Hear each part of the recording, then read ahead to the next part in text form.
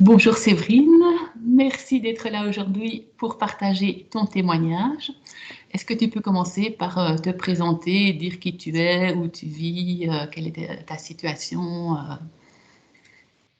Très bien, bonjour Brigitte. Où est-ce que, donc je suis Séverine, où est-ce que j'habite? J'habite à Grenoble, dans la banlieue de Grenoble, au milieu des montagnes.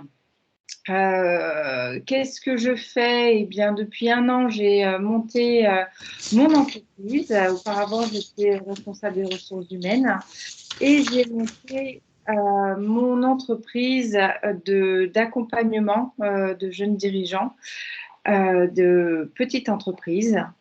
Je fais du coaching professionnel, du conseil RH, et puis j'ai encore une autre casquette où je travaille avec des écoles de commerce sur l'ingénierie pédagogique de programmes de formation. Super. Par ailleurs, je suis maman de 4 enfants. J'en ai 3 qui sont en études supérieures et qui ne sont plus à la maison. J'aime beaucoup la montagne, la randonnée, le ski. Voilà. Quelles étaient tes attentes quand on a commencé à travailler ensemble? Alors, mes attentes. Je pense que comme beaucoup de personnes, j'étais d'une part sous l'influence du syndrome de l'imposteur. Que j'avais aussi connu dans mes étapes précédentes, on va dire à chaque nouveau projet professionnel, y compris personnel pour certaines choses. J'étais quand même pas mal sous l'influence de ce fameux syndrome, avec une mésestime de moi et aussi un problème de place. Je cherchais ma place. Je savais en tout cas, je le sais toujours, hein, que l'humain, les relations interpersonnelles, c'est vraiment ce qui m'anime le plus. C'est vraiment mon cœur. J'ai vraiment à cœur de travailler ces relations-là. Mais voilà, j'avais mais je ne suis pas capable, mais j'y arriverai pas. Mais voilà, ce fameux de l'imposteur qui m'empêchait toute créativité, toute démarche commerciale. Quand j'entends démarche commerciale, c'est plus d'arriver à parler de moi et à me vendre, entre guillemets, c'est-à-dire me présenter et dire ce que je peux apporter aux personnes. Voilà, donc ça, c'était mon point. Et mes attentes, c'était de trouver le point de blocage, en fait, que ce soit dans mon enfance, mon adolescence ou peu importe, mais d'où venait ce nœud, le fait de ne pas me sentir forcément à ma place là où j'étais, à l'instant T. Est-ce que tu connaissais déjà l'EFT? Alors, l'EFT, je connaissais déjà. Je le connaissais sur le principe, d'un point de vue théorique, comment ça fonctionne, etc. J'avais déjà fait 2 ateliers en collectif qui ne m'avaient absolument pas convaincue.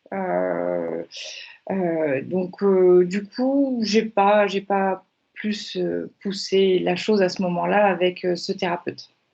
Oui, et alors pourquoi avoir choisi de travailler avec moi? Parce qu'on fait partie du même réseau et qu'à chaque fois que tu parlais de l'EFT, tu en parlais différemment aussi que la thérapeute qu'on connaît. Tu en parlais différemment et il y a eu une sorte de confiance qui s'est instaurée assez rapidement. Euh, Déjà parce que je sais pas, ton débit de parole est très posé, très calme. Donc du coup, on se sent enveloppé. Et la façon dont tu parlais de l'EFT, je me suis dit, bon, ben, je vais réessayer. Je vais réessayer et puis je verrai bien ce que ça donne. De toute façon, je suis plus à ça près maintenant. Autant essayer. Essayer. Voilà. Voilà. Et quels sont les résultats que tu as obtenus? Qu'est-ce qui a changé concrètement pour toi? Quels sont les résultats que j'ai obtenus? Déjà, pendant la séance, j'avais ce sentiment de lâcher quelque chose. Il y a eu beaucoup de larmes à un moment donné, et comme si quelque chose partait. Vraiment, c'est le sentiment que j'ai eu à l'instant T. Et après, après, j'ai plus trop pensé. Et c'est dans les. Mais même, j'ai même plus du tout pensé, en fait, à ce qui s'était passé. J'ai pas refait le film, en fait. Mais c'est plutôt dans mes réactions, où tout d'un coup, je me disais, ah ben tiens, j'ai réagi comme ça. Ah ben, enfin, de me dire, non, mais après tout, qu'est-ce que je perds? C'est comme si je passais du j'ai peur de à bon, bah si, j'ai ma place, on a chacun une place sur Terre. Ça, c'était avant. Et ben, je vais essayer de faire autrement maintenant. Et je pense que j'ai dépassé cette peur, ou en tout cas, oui, cette peur d'avoir honte, de ne pas faire quelque chose à la hauteur des attentes des autres, d'attendre, d'être dans l'attente et pas dans la proactivité. Et ben à partir du moment où ce shift s'est fait dans ma tête, après la séance, je m'en suis pas rendu compte tout de suite. Mais il y a plein de choses qui se sont débloquées. Vraiment plein de choses. Comment on va dire, j'ai eu plus de facilité à entrer en contact avec les gens et à expliquer ce que je fais. Et entre guillemets, à me présenter moi. Voilà. Et à assumer mon activité. Ben oui, c'est important tout ça. Oui, ça fait beaucoup de bien. En fait, de par ton écoute, tu es allé creuser, tu as trouvé en fait là où ça faisait mal. Tu m'avais prévenu en début de séance en me disant on va remonter le fil et on va aller voir, on va essayer de trouver l'endroit où ça et l'endroit où ça a fait mal, tu l'as trouvé, et c'est là où toutes les larmes se sont déclenchées, où j'ai eu cette impression de lâcher le sac à dos rempli de gros cailloux. Oui. Est-ce on pourrait dire que tu as plus de légèreté dans ta vie suite à cet accompagnement? Eh ben, je dirais que ce poids, il a été remplacé non pas par quelque chose de plus léger, mais par quelque chose de plus ancré, de plus stable, de Stabilité. Oui. moins émotionnel, en fait. Oui, tout à fait. Voilà. De plus d'assurance, oui, d'un côté, tu peux dire je me sens plus légère parce que j'ai lâché le sac à dos, mais d'un autre côté, je me suis remplie de toute de force, en fait. Donc, au final, je ne suis pas plus légère. Non, mais tu es bien toi-même. Exactement, voilà, je suis mieux. Oui, c'est mieux. Et qu'est-ce que tu as particulièrement apprécié pendant cet accompagnement? Alors, moi, ce que j'ai apprécié, c'est déjà ton écoute.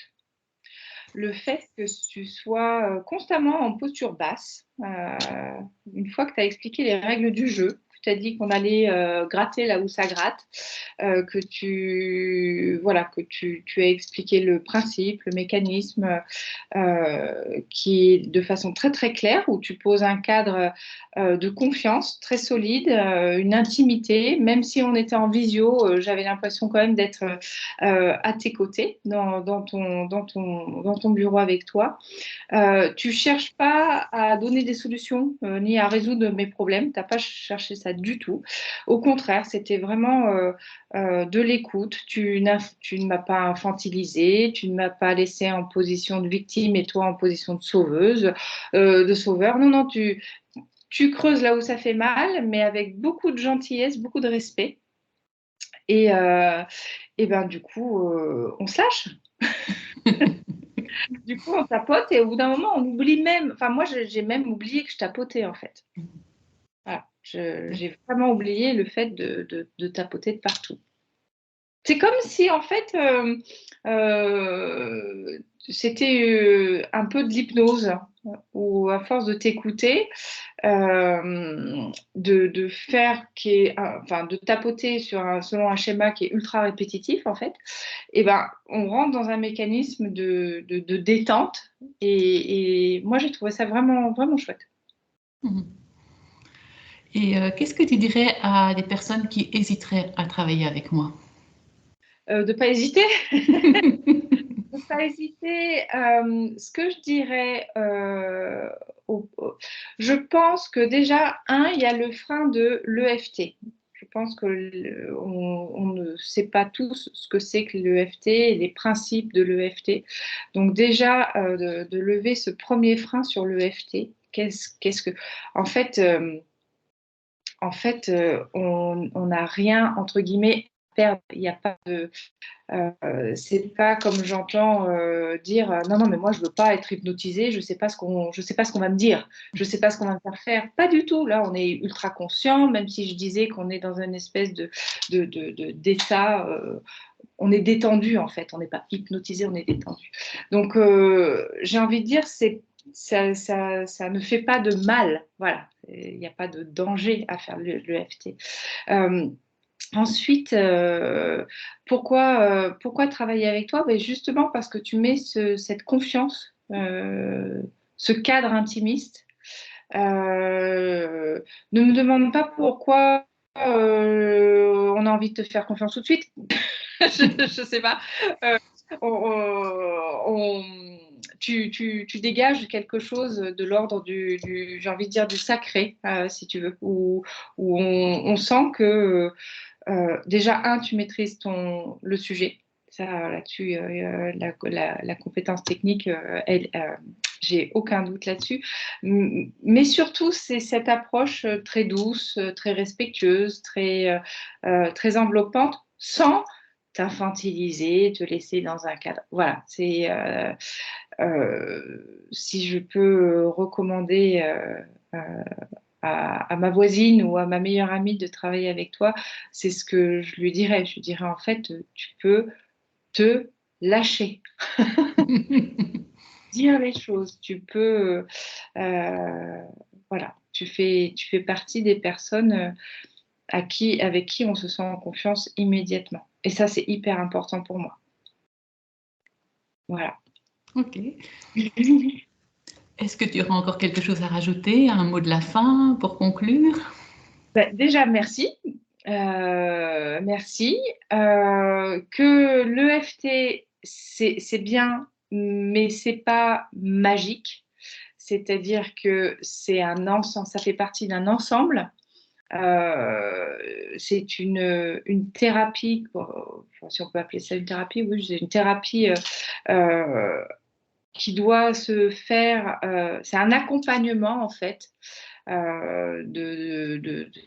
comment on va dire, avec un package, si tu veux, je ne sais pas comment expliquer ça. Moi, je l'ai fait, le FT, dans un processus long, c'est-à-dire que dans le cadre de ma formation de coach, pour être coach, il faut quand même déjà, comment on va dire, nettoyer un peu ses casseroles, vider ses casseroles. Donc, du coup, c'est de rencontrer une psychologue. Pendant 1 an et demi, j'ai rencontré cette psychologue. Et à un moment donné, je me disais, mais non, ça bloque. Il y a quelque chose, j'arrive pas à passer une étape. Et c'est là où le FT m'a aidée, en fait. Donc l'EFT, c'est pas une, comment dire, c'est un élément qui permet de débloquer des situations concrètes à l'instant T qu'une psychothérapie ne fait pas en fait. On arrive à trouver des choses, mais moi, ça ne m'a pas permis de débloquer les choses, alors que l'EFT m'a permis de débloquer les choses. Ça, c'est mon mot de la fin. Ok, eh bien, un grand merci Séverine pour ce témoignage et on se retrouvera sûrement plus tard. Bah oui, oui, sans aucun doute. Merci Séverine.